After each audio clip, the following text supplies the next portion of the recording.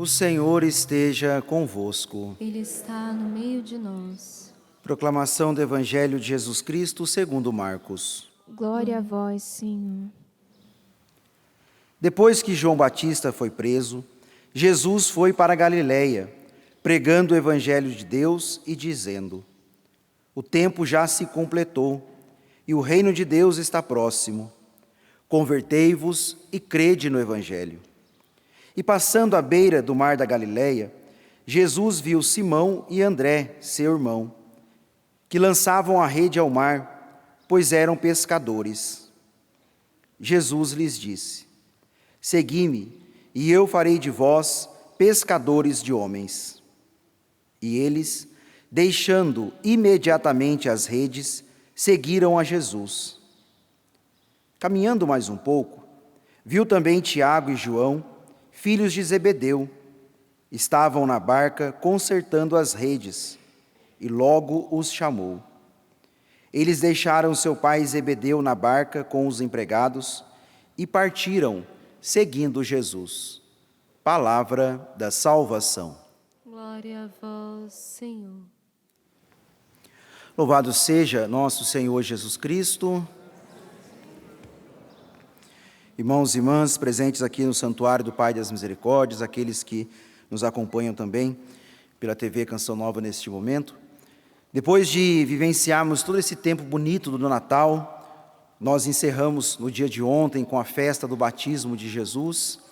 Damos início agora ao tempo comum, esse tempo ordinário, o tempo do qual nós vamos sendo alcançados pela graça de Deus no nosso dia a dia, o tempo do qual nós vamos percebendo que a nossa vocação, a nossa vida cristã, a nossa vocação cristã, ela vai sendo correspondida diante do ordinário da nossa vida, aquilo que nós vamos vivenciando e testemunhando aquilo que é a nossa vida cristã, a experiência com Deus nas realidades mais concretas do nosso dia a dia.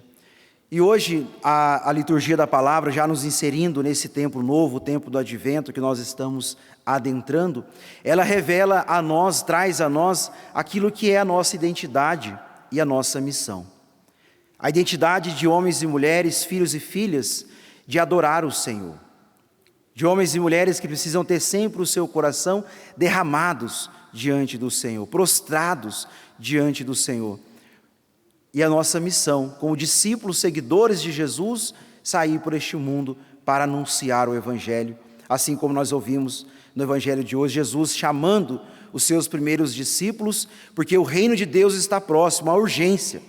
O cristão tem como missão, como identidade, está sempre em comunhão com o seu mestre, Jesus. E tem como missão anunciar no mundo, nas realidades do qual está inserido, anunciar o Evangelho, testemunhar o Evangelho e essa vida nova que Jesus veio comunicar a todos nós. Por que eu digo que a nossa identidade é revelada na nossa liturgia da palavra hoje?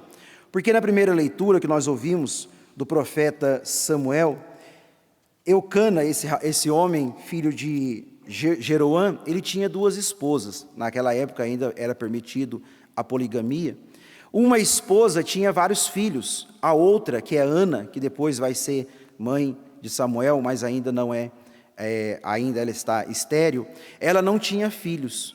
Então ela passava muita vergonha por não ter os filhos, e a outra que tinha vários filhos, porque nós sabemos que na compreensão judaica, quando a mulher ela é estéril, ela é amaldiçoada. Quando ela não tem filhos, ela não é abençoada por Deus. E a própria leitura nos mostra que Deus a fez estéril. Então ela não tinha a bênção de Deus. Mas mesmo assim, passando esta vergonha, mesmo assim passando por esta humilhação, todos os anos essa família ia até Jerusalém para adorar o Senhor, para adorar a Deus. Vejam como isso é importante e é bonito para nós, porque vejam que mesmo eles passando por esta vergonha de não ter, essa mulher não ter, a Ana, não ter os filhos que deveria ter, passando a vergonha de ser uma mulher estéril, não abençoada por Deus até então. Depois do desenrolar da semana nós vamos contemplando a graça de Deus, a obra de Deus na vida dela, mas vamos ficar somente no trecho de hoje. Eles vão a Jerusalém para adorar a Deus, para ofertar a Deus o seu louvor e a sua adoração, reconhecendo a grandeza de Deus. Amados irmãos, como isso é importante para nós, porque vejam, a nossa identidade é adorar o Senhor, a nossa identidade como cristã é estar na presença do Senhor, mesmo quando Ele ainda não nos deu aquilo que nós queremos. Porque infelizmente, muitas e muitas vezes nós somos tentados e levados a ter uma espiritualidade de gratidão somente quando Deus faz o que nós queremos e o que nós precisamos. Somente quando Deus está nos dando aquilo que nós queremos, aquilo que nós precisamos, aquilo que nós estamos pedindo a Ele, que nós temos todo o direito de pedir porque Ele é Pai e nos garantiu que deveríamos pedir a Ele, que Ele nos daria, é promessa.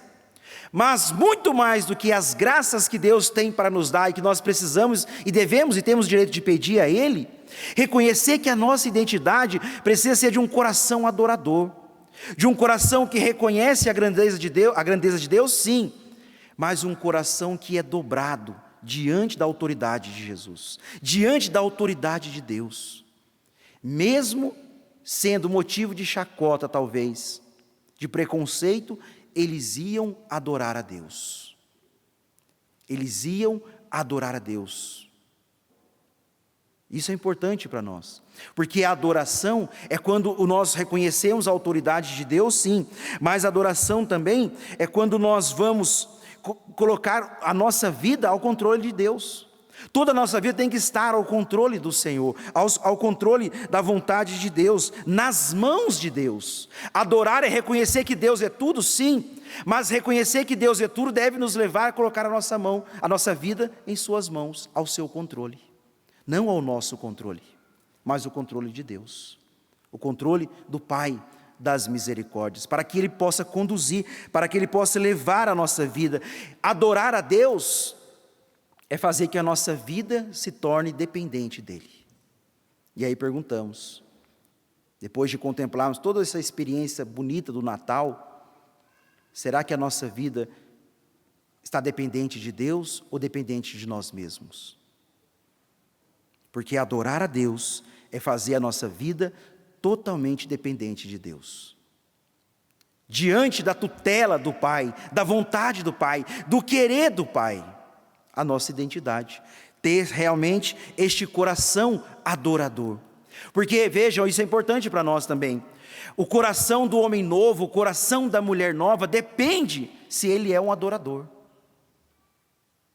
Nós vamos avançar na nossa vida espiritual, na nossa santidade, nós vamos perseverar nos bons propósitos. Talvez fizemos ali, 1º de janeiro, bons propósitos na nossa vida espiritual e todas as outras dinâmicas da nossa vida, mas veja, nós vamos perseverar nos nossos bons propósitos em Deus, se nós tivermos um coração adorador. A perseverança depende, o crescimento na vida espiritual, o crescimento na santidade, depende se o nosso coração está realmente dobrado diante da vontade de Deus, se o nosso coração realmente é esse coração adorador. Nós precisamos ter esse coração e cultivar, e pedir a Ele, a Deus, a graça desse coração adorador, para adorá-lo com a nossa oração, mas adorá-lo com a nossa submissão. O verdadeiro adorador é aquele que adora com as palavras, mas adora com o coração submisso à vontade dEle. À vontade dEle. Isso é fundamental para a nossa caminhada, para a nossa espiritualidade, para a nossa vida. Porque muitas vezes nós vamos nos deparando com tantos fracassos na nossa vida espiritual. Não sei se você já se deparou às vezes, sentindo tão fracassado, parece que não existe perseverança, não existe avanço. Parece, desculpa dizer assim, muitas vezes nos sentimos tão derrotados, porque ainda não aprendemos a ter um coração adorador. Nós fazemos os nossos bons propósitos, temos as nossas metas, mas quando a nossa vontade grita, ela prevalece, e não a vontade de Deus. Por isso que nós não perseveramos na vida de oração. A nossa identidade é ter um coração dobrado diante do nosso Pai, que é Deus, o Pai das misericórdias. E a nossa missão, aquilo que nós extraímos do Evangelho de hoje, como eu já disse, nós ouvimos, Jesus vai passando e vai chamando os seus discípulos. Jesus vai passando, e esse detalhe é importante para nós no dia de hoje. Jesus está a caminho. Jesus está andando, Jesus está em movimento e vai chamando os seus discípulos. E como nós ouvimos, os primeiros imediatamente largaram as redes e começaram a segui-lo. Depois, o segundo grupo também, que é Tiago e João, estavam consertando as redes e logo que Jesus os chamou, eles deixaram seu pai na barca e começaram a seguir Jesus. Nós já seguimos a Cristo. Nós somos seguidores de Jesus, nós somos discípulos de Jesus, nós já sentimos o chamado do Senhor, o Senhor já nos chamou, o Senhor já nos vocacionou, o Senhor já estamos nesse segmento de Jesus. Mas o que nós talvez nos perdemos, e corremos o risco de nos perder neste segmento, que neste movimento, o chamado, o segmento não é estático, ele é um movimento, que vai exigindo de nós todos os dias sacrifícios. O segmento vai exigindo de nós todos os dias renúncias. O segmento, ele não é um movimento, ele não é estático. O Senhor nos chamou, pronto. O Senhor continua nos chamando e renovando o seu chamado para nós todos os dias. Por isso que é necessário imediatamente, e esse imediatamente continua se repetindo a cada manhã na nossa vida.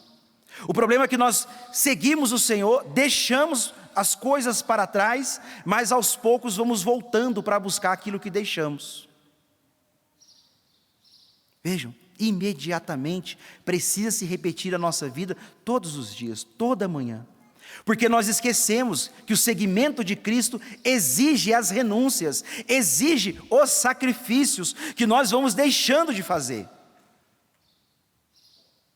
Nós temos a disposição, queremos deixar tudo, nos decidimos, Ele é a razão do nosso viver, Ele é a razão da nossa vida, Ele é o nosso tudo, esse amor que me conquistou, esse amor que preencheu os vazios da minha alma, do meu coração, mas aos poucos eu vou deixando a vida de sacrifício, a vida de renúncia, e não vou seguindo como deveria segui-lo. A nossa identidade, ter um coração dobrado diante dele. A nossa missão, antes de falar, viver uma vida de renúncia e sacrifício, para que aí sim a nossa evangelização, o nosso testemunho seja um testemunho eficaz. Porque não podemos falar daquilo que realmente não estamos convencidos. Como que eu vou falar para alguém dar a sua vida para Jesus, se eu mesmo não estou entregando a minha vida por inteiro a Ele? O testemunho perde a eficácia, o testemunho perde a autoridade, o testemunho perde a qualidade de chegar no coração do outro. Portanto, amados irmãos e irmãs, iniciando esse tempo do advento, ainda estamos preenchidos da alegria do Natal, ainda estamos aí fazendo tantos cálculos para o ano de 2022, tenhamos também como meta essa conversão diária que nós precisamos nos empenhar cada vez mais, tendo este coração adorador, um coração confiante e um coração submisso à vontade do Pai. E não esquecendo, precisamos continuar cultivando os sacrifícios e as renúncias para seguir ao Senhor de forma tão fiel e completa, para que um dia cheguemos no céu que Ele tem para cada um de nós. Louvado seja nosso Senhor Jesus Cristo.